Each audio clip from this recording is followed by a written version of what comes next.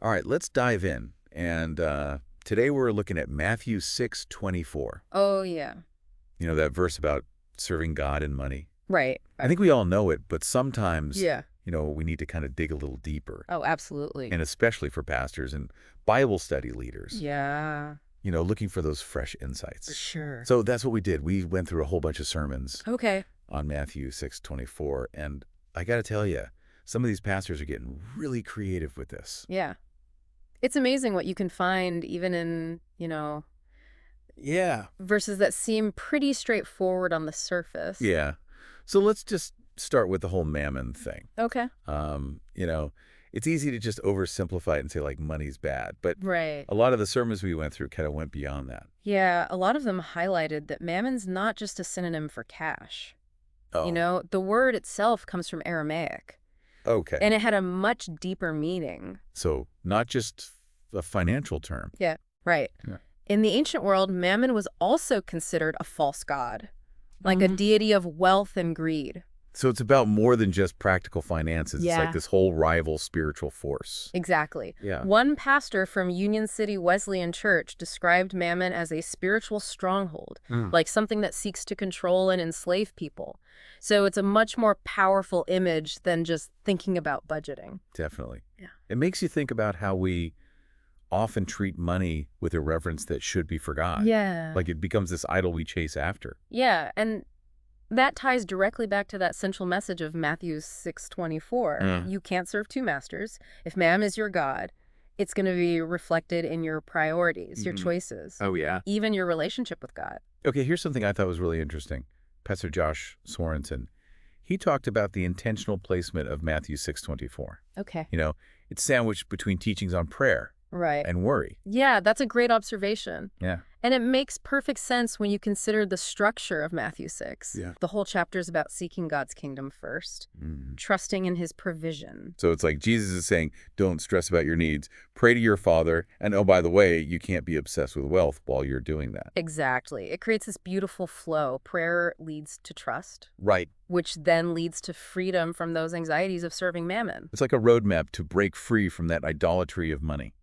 And for pastors, that structure could spark some really interesting sermon series ideas. Oh, yeah. You could explore those three themes: prayer, worry, serving mammon, as interconnected parts of a journey towards spiritual freedom. Okay, let's lighten things up a little bit. Okay. We saw some really creative sermon illustrations Oh, yeah. in these sermons. Yes, some of them were very memorable. For example, a live church. Okay. They used this Lord of the Fries analogy. The Lord of the Fries. What's that about? So the pastor was talking about how he's the lord of his kids' French fries, Right. playfully demonstrating, his authority over them. Then he used that to illustrate God's ultimate ownership Yeah. over everything we have. That's a great way to use humor to make a serious point. And it's something that's easy for listeners to relate to, Oh, for sure. especially parents.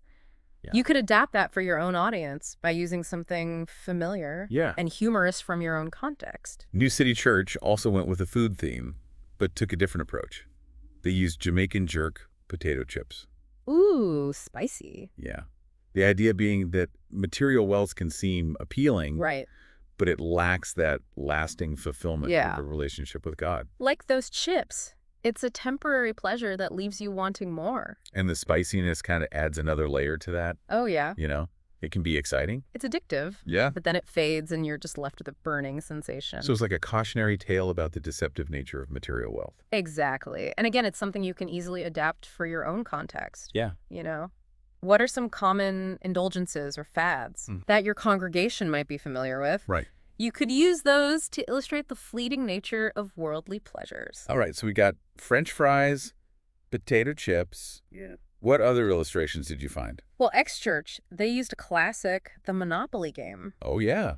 The game that teaches us to value accumulation above all else. That's exactly the point they were making. We get so caught up in wanting to own Boardwalk and Park Place. Yeah. But at the end of the day, it's just a game. It's a perfect illustration of how our culture conditions us to prioritize the wrong things. We think happiness comes from accumulating wealth, but it's a hollow victory. Yeah, and like the other illustrations, it's very adaptable. You can use any popular game or cultural trend to illustrate this point. Okay, now this one really stood out to me on church. They used a pretty shocking financial example. Okay. They talked about a $530 car payment over 40 years. Oh, wow. Sounds like a normal car payment, right? Yeah. But then they calculated what that same amount would be worth if invested over those 40 years. Oh, geez. The answer, $2.8 million. Oh, my goodness. It really drives home the point that we often make financial decisions without considering the long-term spiritual impact. It's not just about saving money. Yeah. It's about understanding the potential we have to use our resources to further God's kingdom. That's a powerful way to connect Matthew 6:24 to people's everyday lives. It's not just some theoretical concept. It's about making wise choices that align with our values. Exactly. And it forces people to ask themselves, what am I truly investing in? Yeah. Am I chasing fleeting pleasures, or am I building a legacy that will last? This is giving me a lot to think about for my next sermon. I think that's the whole point of a deep dive like this. It's about sparking new ideas and challenging us to engage with those familiar scriptures in fresh and meaningful ways. Okay, so we talked about mammon as a spiritual stronghold. We've talked about the intentional placement of Matthew 6:24 within the context of prayer and worry. Right. And some really creative sermon illustrations. Yes. What else stood out to you? Well, several sermons emphasize the historical context of the verse. Because understanding the Pharisees' mindset really sheds light on what Jesus was getting at. Exactly. Back then, the Pharisees saw wealth as a sign of God's favor. Oh, okay. They believed that if you were rich, it meant you were righteous. So when Jesus says you can't serve both God and money, it's a direct challenge to their worldview. Absolutely. He's saying your priorities are completely skewed. You're valuing wealth over righteousness. Right. And that's a dangerous path. And it's not just relevant to the Pharisees. No. I mean, we see that same mindset in our culture today. All the time. We're bombarded with messages equating success with wealth, status, possessions. It's like a modern-day version of Pharisaical thinking. It is. And that's why understanding the historical context of Matthew 6:24 is so important. It helps us see how this verse isn't just some ancient proverb. Right. It's a timeless truth that speaks directly to the temptations and struggles that we face today. And it reminds us that we need to constantly be evaluating our own hearts, making sure our priorities are aligned with God's, not with the world's. Exactly. We need to be asking ourselves, what truly matters? What am I seeking after? And who am I ultimately serving? These are tough questions. They are. But they're essential ones. They are. And it's through wrestling with these questions, through digging deeper into the scriptures and seeking God's guidance, that we can begin to break free from that idolatry of money and truly live a life that honors Him. Okay, so we've covered a lot of ground in this first part of our deep dive. We've seen how mammon's more than just money, how the placement of Matthew 6:24 gives us that roadmap to freedom, and how those creative illustrations can bring this verse to life. We've also explored the historical context and its relevance for us today. Right. But we're just getting started. We are. There's still so much more to unpack. Absolutely.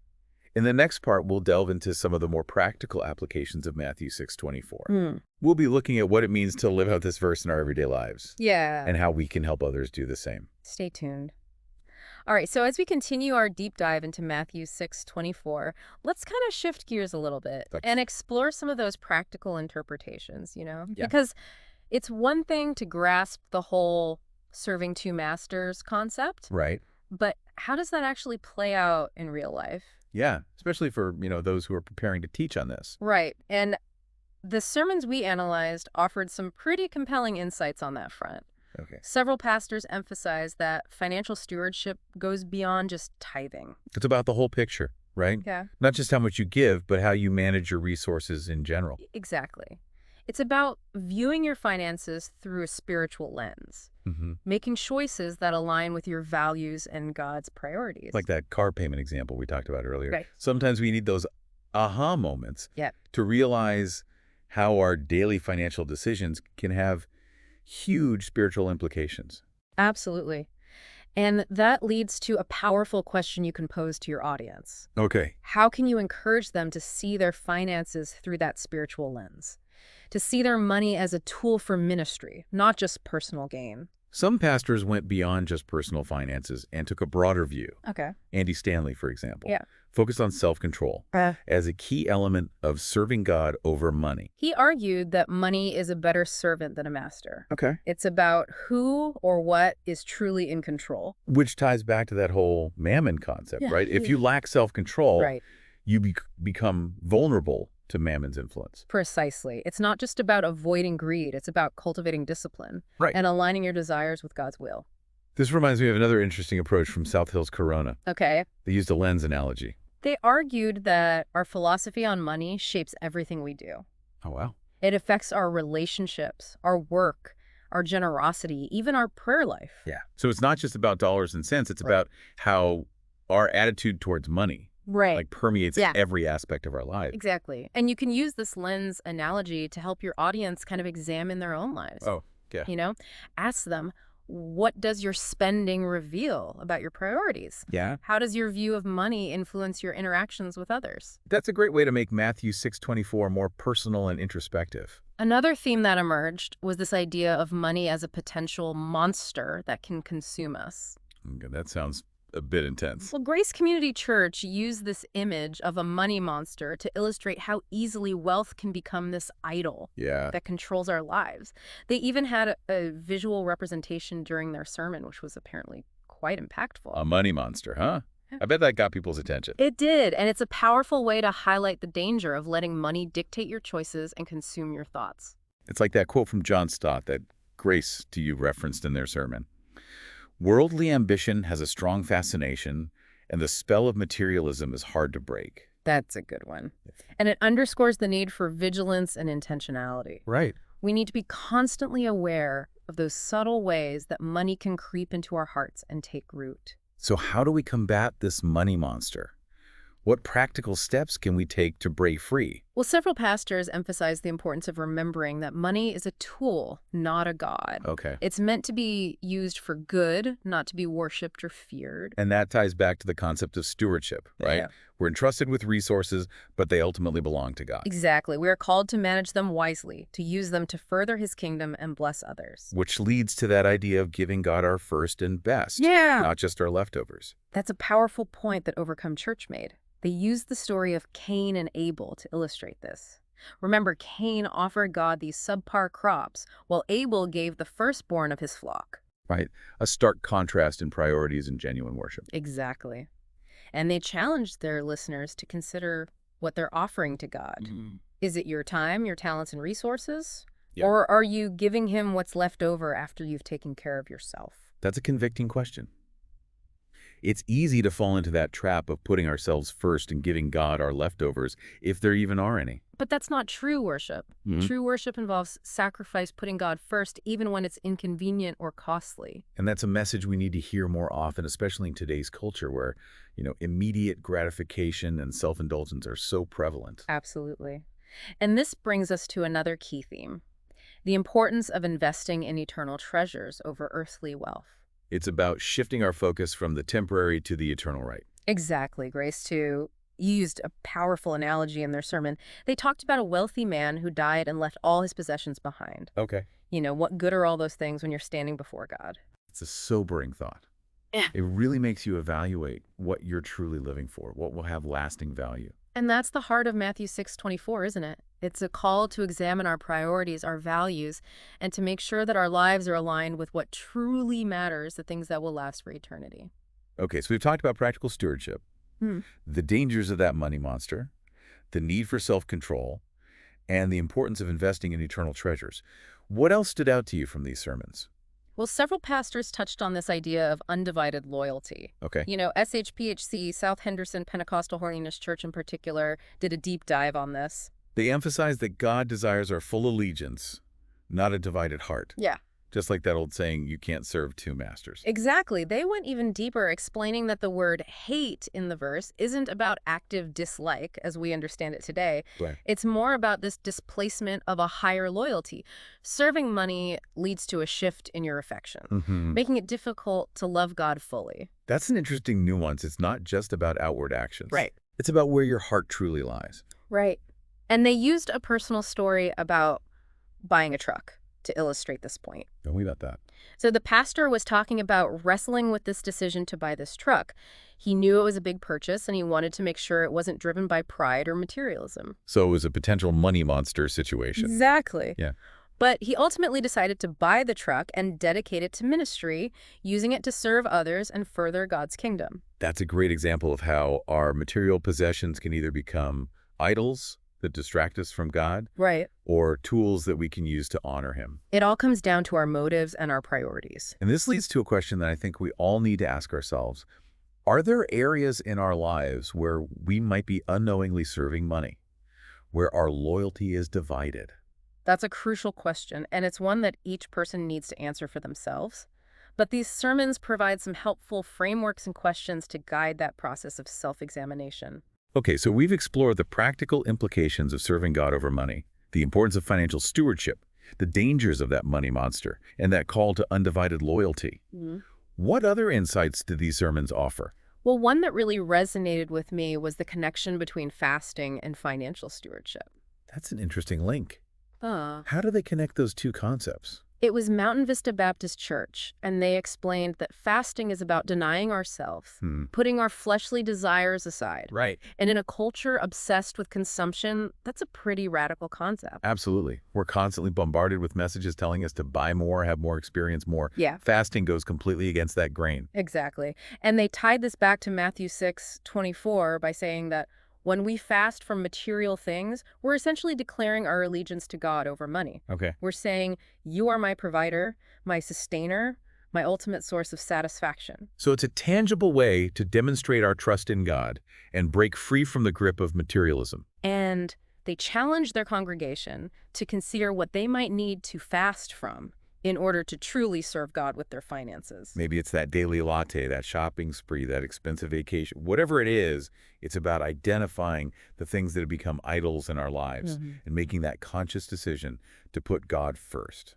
And this concept of fasting can be a really powerful tool for pastors and Bible study leaders. Yeah. You know, it's not just about food. It's about any area of our lives where we've allowed material things to take precedence over God. So it could be a fast from social media, from entertainment, from anything that's consuming our time and attention and hindering our relationship with God. Exactly. And by incorporating the discipline of fasting into our lives and teaching, we can help others experience the freedom that comes from truly serving God alone. Okay. We've covered a lot of ground in this second part of our deep dive. We have. We've explored the practical implications of Matthew 6:24, the importance of stewardship and generosity, and the power of fasting. Yeah. But there's still more to uncover. There is. In the next part, we'll look at some unique perspectives and challenging questions that these sermons raised. Stay tuned for the final part of our deep dive into Matthew 6:24. Okay, so we've been on this journey through Matthew 6:24 and how different pastors have tackled this verse, and it's been really cool to see all these unique perspectives. Yeah, it's amazing how much depth there is to uncover, even in a passage that seems so familiar,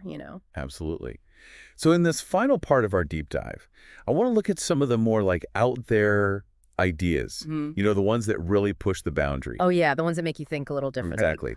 So what were some of those challenging perspectives that really stood out to you? Well, one that really got me thinking was from Mountain Vista Baptist Church. They used this story about the Ark of the Covenant and Dagon from the Old Testament to illustrate the whole can't serve both God and money thing. Okay.